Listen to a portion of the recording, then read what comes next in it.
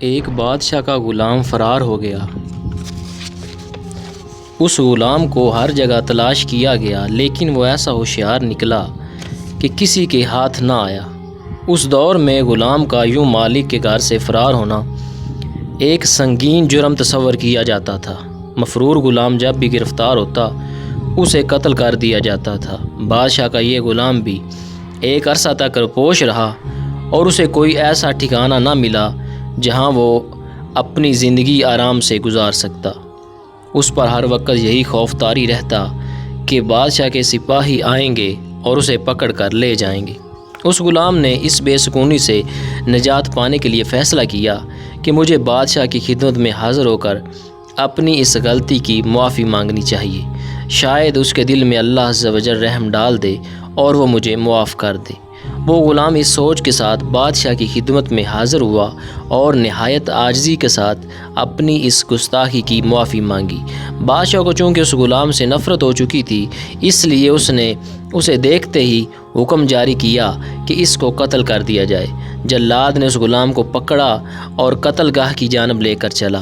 اس غلام کی آنکھوں کے آگے قتل کا حکم سن کر اندھیرا چھا چکا تھا۔ اسے یقین تھا کہ اب چند لمحوں بعد اس کا سر قلم کر دیا جائے گا۔ اس غلام نے اپنے حواس کو قابو میں کیا اور بارگاہ الہی میں یوں دعا کی: اے اللہ، تو جانتا ہے کہ مجھے بے گناہ قتل کیا جا رہا ہے اور بادشاہ کو اس گناہ کی سزا نہ دینا۔ میں اسے اپنا خون معاف کرتا ہوں کہ میں نے ایک عرصہ تک اس کا نمک کھایا ہے۔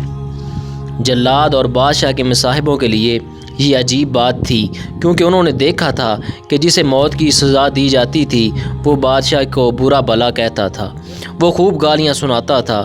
بادشاہ کے کانوں میں جب اس غلام کی فریاد پہنچی تو وہ اس کی اس وفاداری سے خوش ہوا اور اس کے قتل کا حکم واپس لیتے ہوئے اسے آزاد کرنے کا حکم جاری کیا۔ پھر بادشاہ نے اس غلام کو اپنے مصاحبوں میں شامل کر لیا اور خوب انعام و اکرام سے نوازا۔ ناظرین کرام، اگر ویڈیو پسند آئی ہو تو کمنٹ سیکشن میں جا کے اپنی رائے ضرور دیں، ویڈیو لائک کریں اور میرا یوٹیوب چینل محمد بلال اصغر سبسکرائب کریں تاکہ آنے والی نئی ویڈیوز آپ تک بآسانی پہنچتی رہیں۔ ویڈیو دیکھنے کا بہت شکریہ۔ ملتے ہیں ایک نئی ویڈیو کے ساتھ، تب تک کے لیے اللہ نگہبان۔